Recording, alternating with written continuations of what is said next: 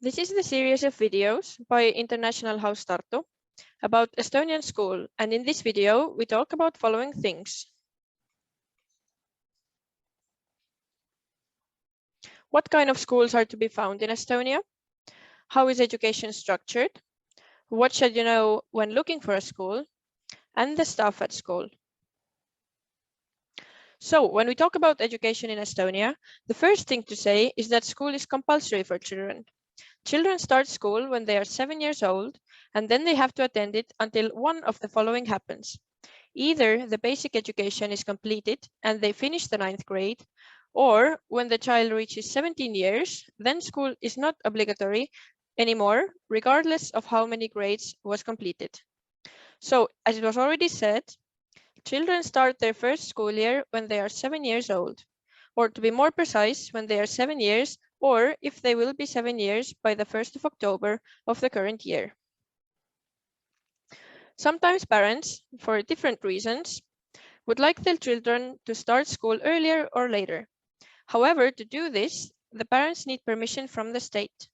This permission can be asked from the educational service Rajaleidja. You can see it written on this slide. And they will evaluate if the child is or is not ready for school. Some foreigner parents worry that 7 years is too late because in their countries, the school starts earlier, for example, when children are 5 years old. But in Estonia, 5-year-old kids are in kindergarten. And the Estonian kindergarten has a function similar to school. There is a curriculum, kids have lessons, they learn basic reading and numbers, and quite a few other things. So basically, if kids would start school at 5, they would be disadvantaged compared to other kids. Firstly, they would lack the knowledge that the others have acquired from kindergarten. And secondly, it would be hard for them to manage in class where other kids are 2 years older and more mature and independent than them. It might also be important for you as a parent to know what an Estonian school expects children to be able to do or to know when a child starts the first grade. There is another video in this series where we talk about this, so you can check this out and you can find the link in the YouTube description box. So now that you know at what age a child starts school in Estonia, we can move on to the next topic, what kind of schools we have here. In Estonia, there are municipal schools, state schools, and private schools. And in which way do they differ from each other? Most Estonian schools are municipal schools, which means that they are owned and run by the local municipality, that is the city. But there are some schools that are owned by the state. The education at the municipal and state schools is free, and private schools set their own fees. The core curriculum is the same in all Estonian schools, but many schools have some extras. For instance, they specialize in something, meaning that there is slightly more focus on particular subject. It could be art, French language, technology, biology, and so on. And the main thing that can be different is the language of instruction. In most cases, the main language of instruction at municipal schools is Estonian, but there are also other main languages of instruction, mostly either Russian or English. So one thing is the language of instruction, and another thing is how the schools get their students. Municipal schools do not choose their students. They have to take all children who live in a certain geographical area that this school services if the child is of school age, so 7 to 17 years old. Sometimes these schools are called schools of the place of residence. Basically, it means that each address in the city, each street, each house is serviced by a particular school. Schools of the place of residence do not have admission tests, and they have to take every child. In addition to these schools, in some cities, there are some schools that can choose their students. It means that they are open to children from not just one neighborhood, but for example, from all over the city or even from all over the country. These schools have admission tests, and there are certain deadlines for submitting application for participating in those admission tests. And then there are also private schools. There are about 50 private schools in Estonia, approximately half of them in the capital, Tallinn. What you need to know about Estonian private schools is that in many countries, private schools are chosen because they provide a better level of education, but in Estonia, it is not about that. Private schools in Estonia are mostly chosen for one or several of the following reasons. They have specific pedagogical or ideological approaches that resonate with the parent. For example, Montessori school, Waldorf school, etc. Or because they have a better atmosphere and a smaller number of children in the class, so they are cozier. Or for the linguistic reasons, such as international schools have English as the main language of instruction. Applying to the municipal schools is done through municipal systems and applications. We'll get there in a second. Private schools are approached directly. And finally, in some cities, there are also schools for children with special needs, and there are also options for homeschooling. If you'd like to know what kind of schools can be found in the place you live, you can ask your local municipality, for example, the city government. So we have talked about what kinds of schools there are in Estonia and how they differ. But now let's talk about how Estonian schools are structured. When a child starts the school, the first big chunk of education is basic school, from 1st grade to 9th grade. That's the compulsory part of the school, so every child is supposed to finish at least this much. Basic school can be divided into 3 stages, and each stage there are certain expectations toward the child's development. So stage 1 consists of grades 1, 2, and 3. And here an important aim is that children adapt to school life, develop a positive attitude toward learning, and that they become confident. Also, kids develop study habits, they learn how to set the goals for their schoolwork, and also they develop self-expression skills and cooperation skills. And in the first stage, children often have one main teacher who teaches most of the subjects. Then stage 2, that's grades 4, 5, and 6. And here the aim is that children become more responsible and independent learners. If in grade 1 they maybe had 2 or 3 different teachers and mostly stayed in the same classroom and also in a separate part of the school building, then now they have many new teachers and also need to move between different classrooms for the different lessons. And stage 3, that's ages grades 7, 8, and 9. And here the aim is to help pupils to develop into responsible members of society who can independently manage everyday life and choose a further path for their life. So by the age of 16, 17, they should be achieving that. The basic school is obligatory. Children have to do at least these 9 grades, or if they really cannot manage, they at least have to be in the school until they become 17 years old. But since education is deemed really important in Estonia, 80% of all children get at least additional 3 years of education and graduate from gymnasium. And what subjects do kids have at school? Here you can see the word cloud of the main subjects that are obligatory, which means that each school has to have them. Plus, some schools have additional subjects. We will not go deep into this subject, but it is possible to look subjects descriptions up in the state curriculum. So now you know what types of schools there are and what the stages there are, but how to find the right school and how to enroll your child. If you're looking for a school for your child, then the easiest way is to ask from the municipality what school can your child go to and where and how to submit the application. For this, the main thing is to have an address, because to allocate your child to school, the municipality has to match the address and the school catchment area. In addition, it always makes sense to ask around about the schools in the city where you live. There's always information you can get from different organizations or other parents or social media groups.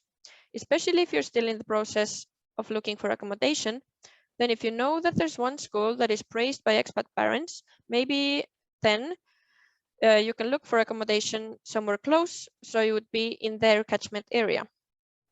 And as a parent, you can also approach the schools directly and ask whether they have a place. And if you already know what school your child is ascribed to, you can just go and talk to the school a bit and see how you feel about this school. Also, you can ask the school whether they have open doors day. That's a day where parents can visit the school and see the lessons. And even if you do not understand Estonian, it still helps to get an idea of the overall atmosphere.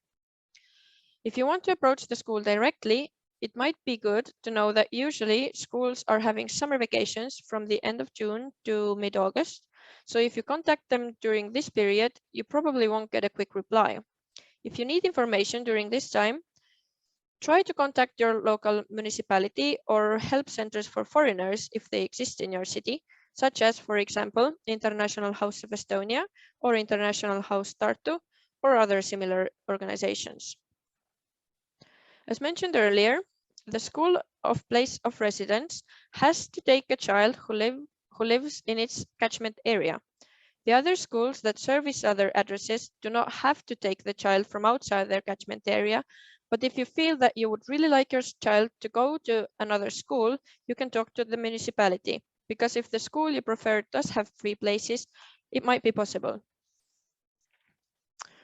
But how to apply? The application process itself, for example, what papers or forms to fill in, differs from municipality to municipality, and different cities can have different application systems. So in order to find the right forms, just ask the municipality to help with finding the right website or the correct form. And lastly, it is good to know that several Estonian local municipalities give financial support when the child starts the first grade of school. And in some local municipalities, financial support is even provided for the first couple of years to help parents to buy the necessary equipment before the school starts, such as pens, notebooks, indoor shoes, or sports clothes. Sometimes it is called the school bag support or school bag benefit, also school allowance. And in Estonian, it is often called koolikotitoetus or ranitsatoetus. You can see it written on the slide. To get more information about whether your municipality supports parents with that or whether you can apply for it, you need to contact your local municipality. One thing that might be confusing is the question of the residence permit. If your child has an Estonian residence permit, it's all easy. You just turn to the municipality and ask where is the right application form. Or you can also try to approach the school directly. If your child does not have an Estonian residence permit yet, it might be a bit more challenging to find a school. The law says that the school place must be guaranteed to all children aged 7 to 17 years, regardless of their documents. However, not having the residence permit still might create some confusion in the application process, and you may sometimes hear that the child cannot have a place without it. But the best way still is to go contact the local municipality in order to obtain a place at school. And if this does not help, you can contact the Ministry of Education. And now you've heard a couple of times, contact your local municipality. So you might think, how do I do it and whom exactly should I contact? The easiest way is to just search, for example, in Google, for the general information phone of your municipality or city and call them or to write them. All municipality websites have the contacts and you can just take the general phone number. You can then say that you're a foreigner and you want to find a school for your child and ask whom you should contact, and they will tell you who to contact further.